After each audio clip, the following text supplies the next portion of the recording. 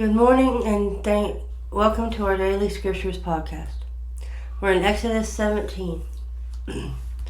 Then all the congregation of the children of Israel set out on their journey from the wilderness of Sin according to the commandment of the Lord, and camped in Rephidim. But there was no water for the people to drink. Therefore the people contended with Moses and said, "Give us water that we may drink." So Moses said to them, "Why do you contend with me? Why do you tempt the Lord?" And the people thirsted there for water. And the people complained against Moses and said, "Why is it you have brought us up out of Egypt to kill us and our children and our livestock with thirst?" So Moses cried out to the Lord, saying, "What shall I do with this people? They are almost ready to stone me." And the Lord said to Moses, "Go on before the people, and take with you some of the elders of Israel. Also take in your hand your rod with which you struck the river, and go. Behold, I will stand before you there on the rock in Horeb, and you shall strike the rock, and water will come out of it, that the people may drink." And Moses did so in the sight of the elders of Israel. So he called the name of the place Massah and Meribah, because of the contention of the children of Israel, and because they tempted the Lord, saying, "Is the Lord among us or not?" Now Amalek came and fought with Israel in Rephidim. And Moses said to Joshua, "Choose us some men and go out, fight with Amalek. Tomorrow I will stand on the top of the hill with the rod of God in my hand." So Joshua did as Moses said to him, and fought with Amalek. And Moses, Aaron, and Hur went up to the top of the hill. And so it was, when Moses held up his hand, that Israel prevailed, and when he let down his hand, Amalek prevailed. But Moses' hands became heavy. So he took a stone and put it under him, and he sat on it. And Aaron and Hur supported his hands, one on one side and the other on the other side. And his hands were steady until the going down of the sun. So Joshua defeated Amalek and his people with the edge of the sword.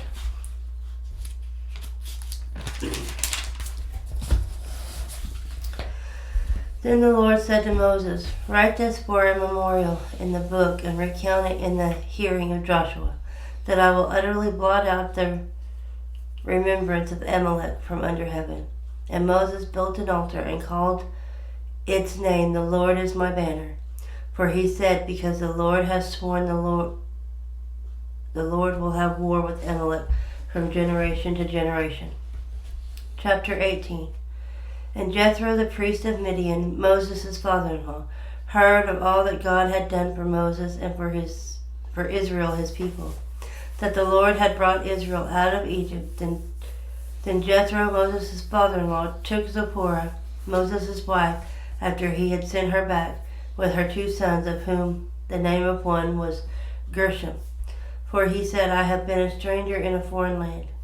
And the name of the other was Eleazar, for he said, "The God of my father was my help, and delivered me from the sword of Pharaoh."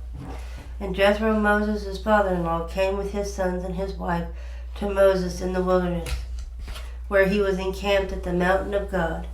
Now he had said to Moses, "I, your father-in-law Jethro, am coming to you and your wife, with your wife and her 2 sons with her." So Moses went out to meet him. His father-in-law bowed down and kissed him.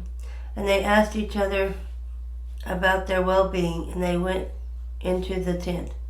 And Moses told his father-in-law all that the Lord had done to Pharaoh and to the Egyptians for Israel's sake, all the hardship that had come upon them all the way, and how the Lord had delivered them.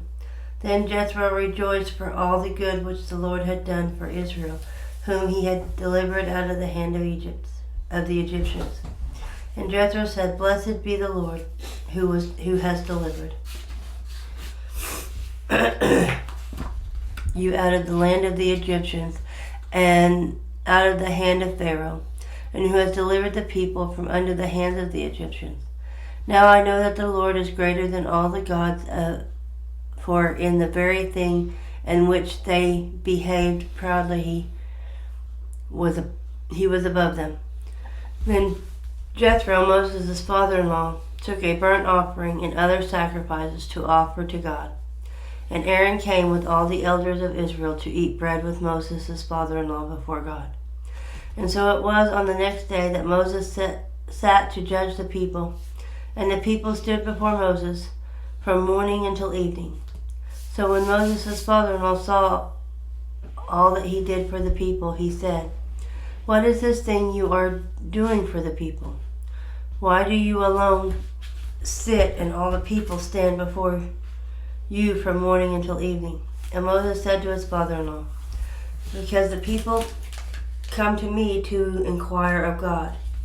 When they have a difficulty, they come to me, and I judge between one and another, and I make known the statutes of God and his laws." So Moses' father-in-law said to him, "The thing that you do is not good. Both you and these people who are with you will surely wear yourselves out, for this thing is too much for you. You are not able to perform it by yourself. Listen now to my voice. I will give you counsel, and God will be with you. Stand before God for the people, so that you may bring the difficulties to God. And you shall teach them the statutes and the laws, and show them the way in which they must walk, and the work they must do. Moreover, you shall select from all the people able men, such as fear God, men of truth, hating covetousness, and place such over them to be rulers of thousands, rulers of hundreds, rulers of fifties, rulers of tens. And let them judge the people at all times. Then it will be that every great matter they shall bring to you, but every small matter they themselves shall judge. So it will be easier for you, for they will bear the burden with you. If you do these things, and God so commands you, then you will be able to endure, and all this people will also go to their place in peace." So Moses heeded the voice of his father-in-law and did all that he had said. And Moses chose able men out of all Israel and made them heads over the people, rulers of thousands, rulers of hundreds, rulers of fifties, and rulers of tens. So they judged the people at all times, and the hard cases they brought to Moses, but they judged every small case themselves. Then Moses let his father-in-law depart, and he went his way to his own land. Psalms 18, 28-36. For you will light my lamp. The Lord, my God, will enlighten my darkness. By you I can run against a troop. By my God I can leap over a wall. As for God, his way is perfect. The word of the Lord is proven. He is a shield to all who trust in him. For who is God except the Lord? And who is a rock except our God? It is God who arms me with strength and makes my way perfect. He makes my feet like the feet of a deer and sets me on my high places. He teaches my hands to make war, so that my arms may bend a bow of bronze. You have also given me the shield of your salvation. The right hand has held me up. Your gentleness has made me great. You enlarged my path under me, so my feet did not slip. Proverbs 6, 16-19. These 6 things the Lord hates. Yes, 7 are an abomination to him.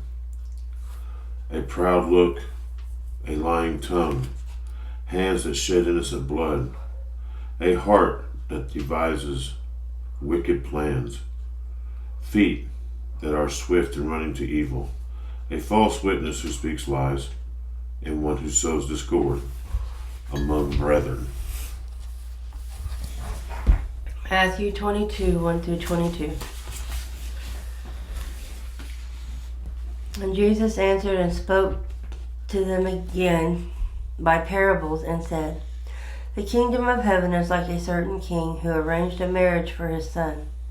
sent out his servant to call those who were invited to the wedding, and they were not willing to come. Again he sent out other servants, saying, Tell those who are invited, See, I have prepared my dinner, my oxen and fatted cattle are killed, and all things are ready. Come to the wedding. But they made light of it and went their ways, one to his own farm, another to his business. And the rest seized his servants, treated them spitefully, and killed them.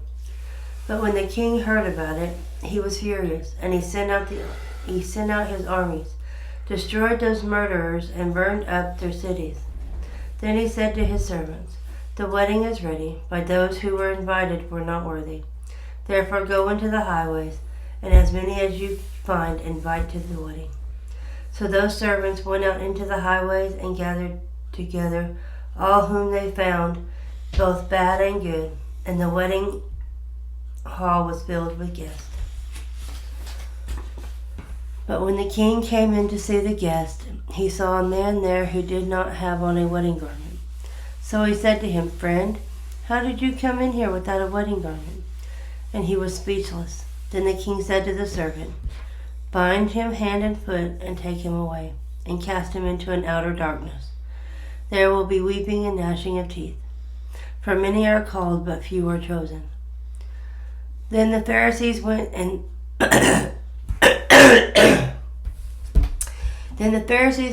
plotted how they might entangle him in his talk. And they sent to him their disciples with the Herodians, saying, Teacher, we know that you are true, and teach the way of God in truth, nor do you care about anyone, for you do not regard the person of men. Tell us, therefore, what do you think? Is it lawful to pay taxes to Caesar or not? But Jesus perceived their wickedness and said, Why do you test me, you hypocrites? Show me the tax money. So they brought him a denarius, and he said to them, Whose image and inscription is this? And they said to him, Caesar's.